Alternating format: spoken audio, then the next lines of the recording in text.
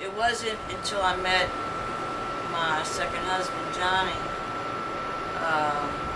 that he was the one. When we met, I was playing backup to my sister and brother-in-law. And he said, you shouldn't be playing backup to them. You should be in the front. And I should be up there with you.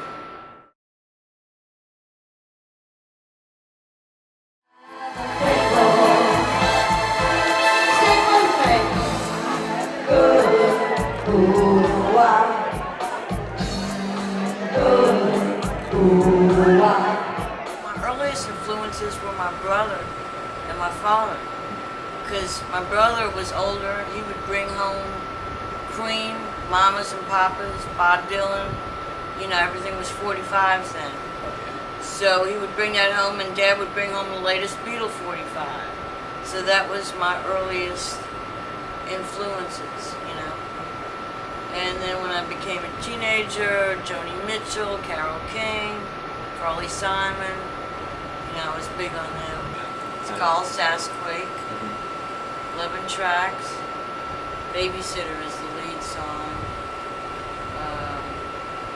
I've always kind of gotten a really good response to it. You know, sometimes you really like something, and then depending on if you really like it, sometimes it depends on how the crowd responds to it, you know? And I've always had a good response to that. You may say, Val, what is Sassyfras style? Somebody asked the question. There's another one on there called Pivot and Pose. It started out as a different title, and I was playing it at Morning Call at the time. I was playing there 3 days a week. And I had a customer come up to me and said, why don't you play that Pivot and Pose song? And I said, which song is that? And we were going through the songs, and then I realized which song it was. So I changed the name of it, because I figured, well, that's what people are identifying with. You know, you pivot, and then you pose. You know? I probably stole the idea from Madonna, because years ago she wrote a song called Vogue.